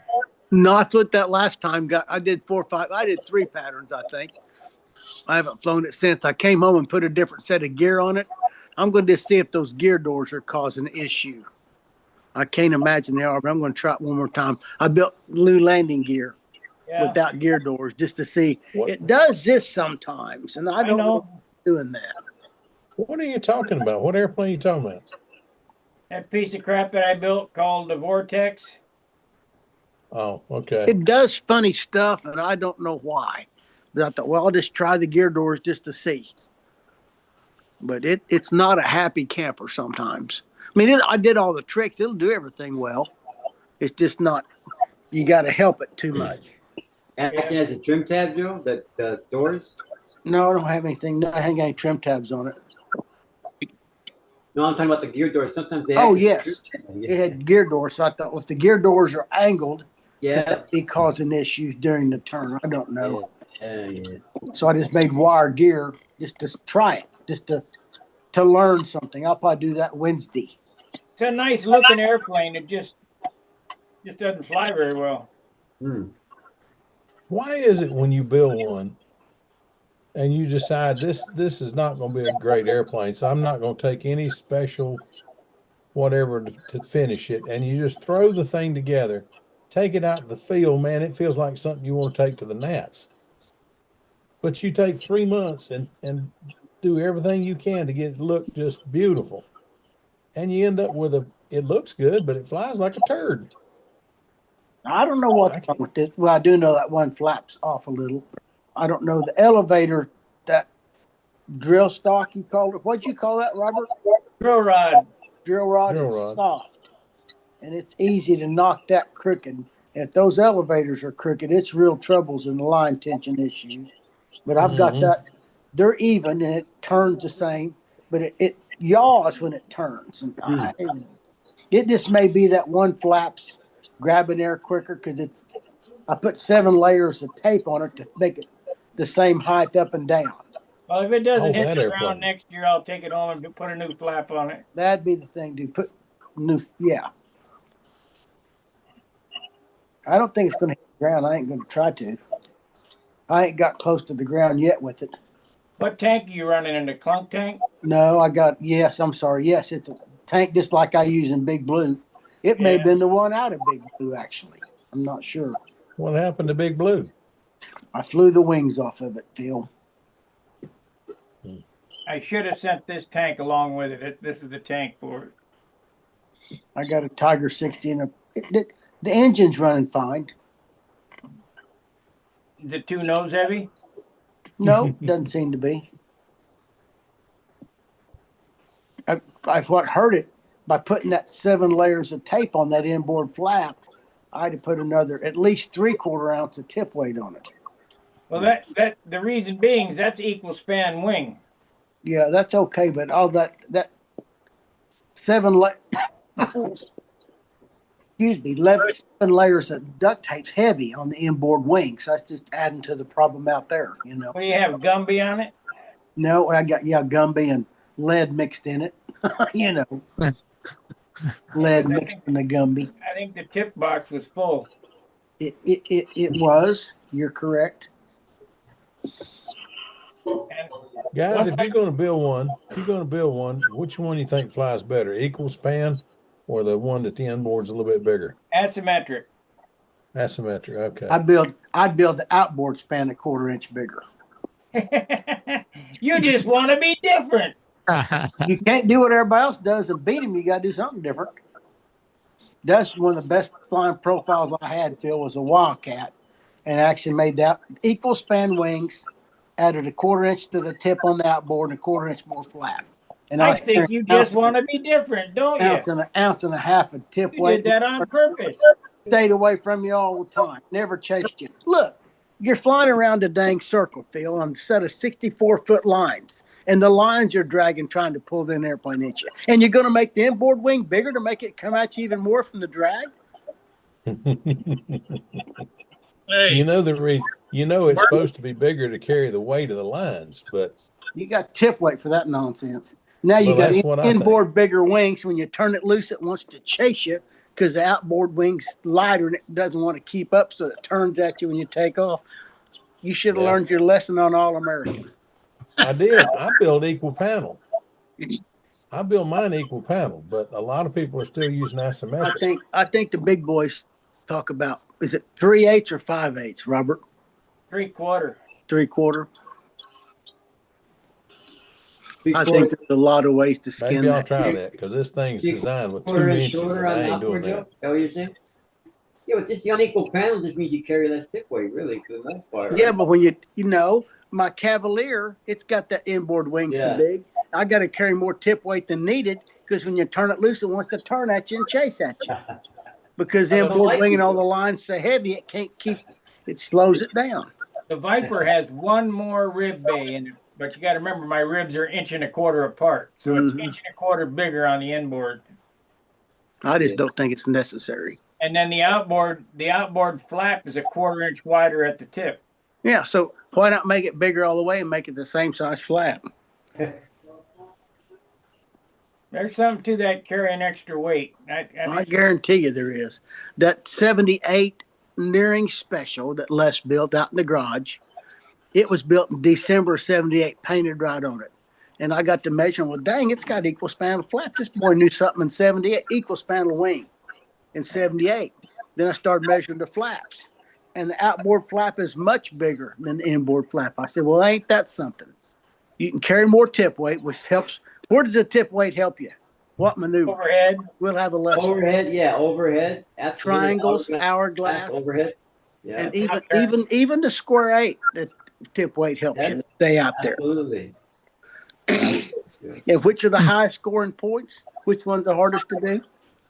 Triangles for the tip weight. There you go. There's lots of ways to skin the cat, y'all. Maybe I put too much motor offset on that airplane. Yeah, that Well, I just did problems one. too. I just did one with no motor offset, no offset in the rudder, and equal span wing. No thanks. And to my surprise, it flies very well. That stupid T6 I flew forever had a fuselage that was bananaed the wrong way. How did you And do that that? sucker flew killer, dude. I'm telling you. That's because it was slipping through the wind in the right direction. I must have been. That sucker flew good, mister. That's I 'cause the I saw plans pictures of built it that thing way. forever. I wanted to see that plane and never did. I flew the wings off that airplane too. First time I met Robert since Tulsa was not Tulsa, but at Brodax. I was unloading my big red truck and hand that airplane to Coyne, set it down. And Bob says, "Well, Joe, you flying scale?" And I said, "No, that's my stunt ship." He said, "That won't stunt." I said, "Well, shh, don't tell it. It don't know that yet." Yeah, it flew That's good. one that had the 4-stroke on it. Yes. I've heard Mark- stories about that airplane. It flew good. You want me, Yeah. Gordy? Bart Kopinski, his first Pathfinder, is having problems with it dumping a wing, so he cut an inch off the inboard wing, and that airplane, it flew awesome. I never heard of that before, but I'll tell you, that was one of the best flying Pathfinders I've ever seen. I think sometimes we're seeing what we think's tip weight slamming the wing. I think the tail comes in, the inside wing so big it does this and rears the airplane up and out. And you're thinking it's tip weight, but it's not. It's the angle, and the angle attack gets too much lift and it rears the wing up instead of the outside wing dropping. Well, it could be. That makes I think sense. there's something to that, but I can't prove it. Well, you got the profile, you got the engine and tank hanging out there anyway. That's right. So I didn't understand the theory of shortening the inboard wing. But when I saw it fly, I couldn't argue with him. Do you ever see the tip weight boxes on Wendy's airplanes? How big they were? Each stuff like Yeah. 4 ounces. I have. I have never understood how Wendy's Huge airplanes tip weight turn box. those huge barn door flaps. He had the biggest flaps of anybody's in nationals. Gordon's airplane was a whole lot bigger than Wendy's, but Wendy had bigger flaps. I don't know how it turned. More weight, got to have bigger flaps. I flew the Tiger Cat, and it flew a lot better than my twin. Hmm. I felt as soon as I took off, did a couple maneuvers, I felt right at home with it. I've heard other people say that airplane flew good, Gordon. It did. Flew excellent. I've heard that. I wish Give Wendy me- had come back. I swear, I miss He him. didn't get fifth on that, did he? At the Nats, right? Did he get fifth place with the Tiger Cat? No, huh? I don't think he did. I don't have any idea. He was Mr. Fifth. He had fifth several times. Yeah, they just engrave his name on the fifth place trophy. And then when they have the Nats, it's already done. You know, Well, they got somebody Wendy's else. almost he's 80 years old. You know, do you think he's going to come back with any vigor? No, I don't think so. No, No. no. Hey, Sparky, Yeah. can you do you have time to show me that glue I was asking about, or is it too late? Okay, let me look. If I got some, I got it hanging on a pegboard, easy to find. What kind of glue you talking about? It's that epoxy lightweight glue that you put on the fuselage and then you scrape it off with a credit card or something to seal the wood Oh, up. That's yeah. Zap. That is it. Zap. That's good. I use West Systems. I've forgotten what to call it, but it's West Systems. There you go. Epoxy. Z-Epoxy. Yeah, Oh, there it is. Z-Epoxy right there. Okay. Zap. Z-Epoxy, Okay. yeah. That Okay. stuff's good stuff. Okay. All right. Two Can you coats hold of- that again one more time, Sparky? 2 coats of that. He gonna primer take a and big- paint. Oh, is that Z epoxy? Okay. All right. Thank you. We call it finishing resin. That's good Yeah. stuff. You don't really Says use right that on the for box. motor mounts, do you, Robert? No. I just used it to coat the inside of the Yes. tank area. Right. It's made for finishing, not for gluing motor mounts and bell cranks in, right? Really good No. stuff. Yeah. Yeah. Too brittle. You It's can too- use that in a pinch. It's mixed with too brittle for microballoons those for a- type of joints, Joe. Okay, I thought it was. You can use it in a pinch mixed with microballoons for a fillet, but I wouldn't even do that because it is very brittle. By putting the microballoons in it, you're gonna make it even more brittle. You're liable to have a chunk come out. If you don't have any glue to glue engine bearers down, you can use JB Weld. I'd use Sigma before I'd use a lot of things. No, JB Weld. That's good JB. slow cure epoxy. It is. You can almost file that stuff. I mean, You can file it. I had a motor lug break the night before contest, and I fixed the side of I think it was a muffler lug, and I put it back together with JB Weld and filed it, threaded it, and put a bolt in it, and I flew it in the contest and it held. sure.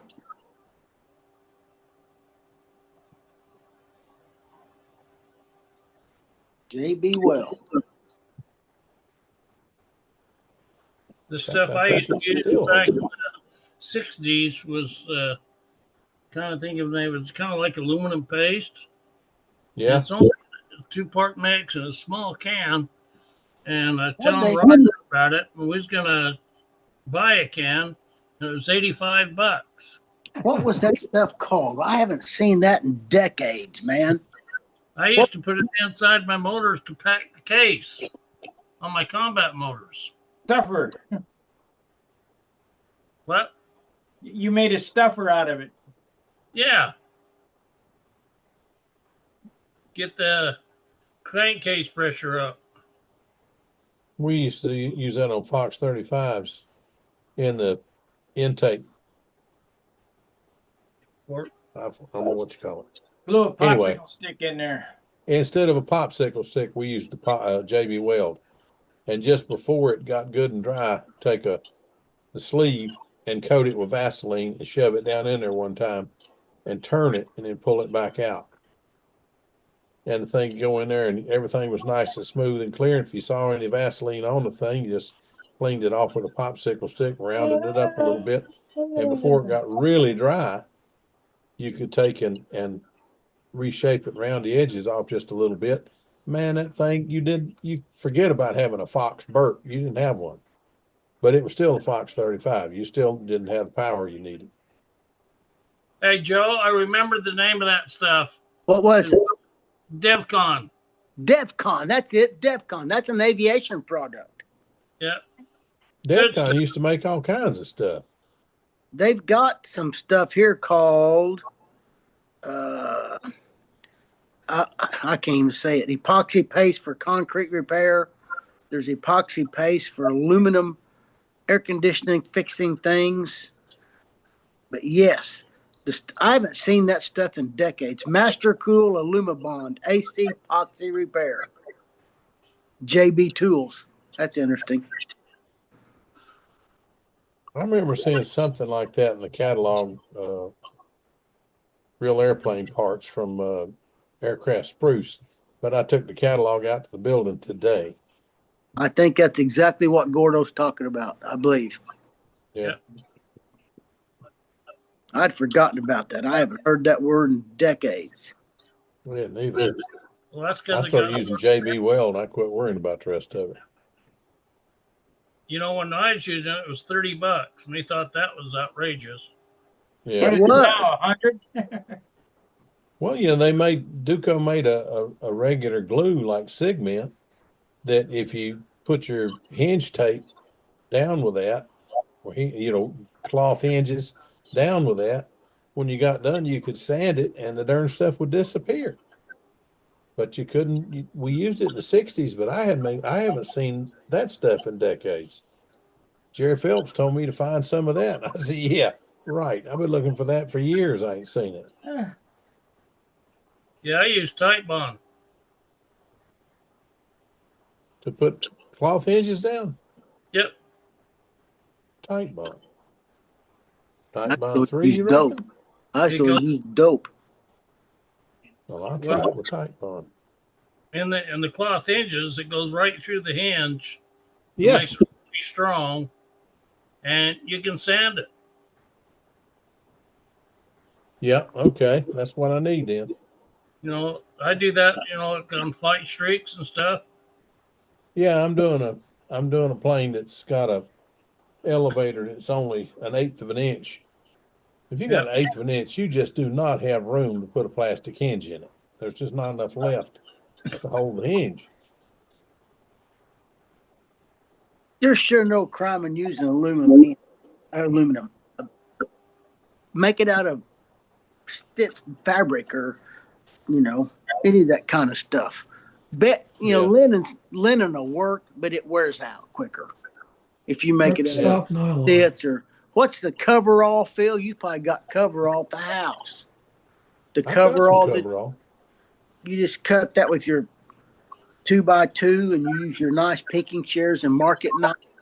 On a classic airplane, I think it's almost what you ought to be using, truth be known. That's what was available in 1964. Yeah. Well, do you know what Billy Warwood used? What do you use? Silk. Silk? Silk. I figured silk would be too weak. He ran the whole thing full span over he and under. sewed it. Yeah, I understand. I do that too. I do wall to wall. I mean, I use everything. That way you got a gap seal from the get-go. Yeah, you got a sealed hinge line. Sealed hinge line. But I just use my stitch fabric I've had forever, Cut it nice, pinking shear, draw lines on it and lay it on there nice. And you can see it. I mean, it's not going to go away when you cover. I usually put the hinges on first, then cover over the top of them, where I got a little cushion on that too. Did anybody see where Walter Ehrman's in the hospital? I saw on Stunt Hangar where he was. I don't know where he is. Oh, I didn't know that. I didn't know it either. You're not reading Stunt Hangar then. Well, I don't know what hospital busy. he's in or nothing. I got a sister-in-law in the hospital. I'm trying to take care of her. Trying to keep up with her, and that's enough challenge for me. Yeah, my wife goes into surgery tomorrow morning. Uh-oh. You got to get up What's early. going on? Yep. She all right? This will make 25 surgeries she's had on her knees and her feet. Oh, my. Wow. she's had 3 knee replacements. Are they awarding her frequent flyer miles? Yeah, boy, you got that. Got to give it. I told her I think she was trying to get in the book of records. That's not one you want to get in, Gordon. I know. No. Oh my goodness. Yeah, they put in the first one on her knee, and her leg swelled clear up to her groin.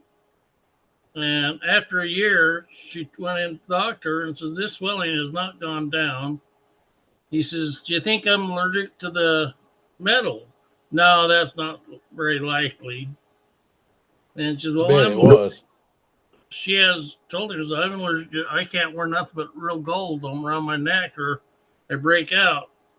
Well, we'll do a test on it. So they put these little 1-inch squares on her back and taped them on. The next morning, the cobalt had burned clear through her skin. Oh my goodness gracious. Just overnight. When she went back in, they pulled all those off, and they ended up pulling it out and putting titanium.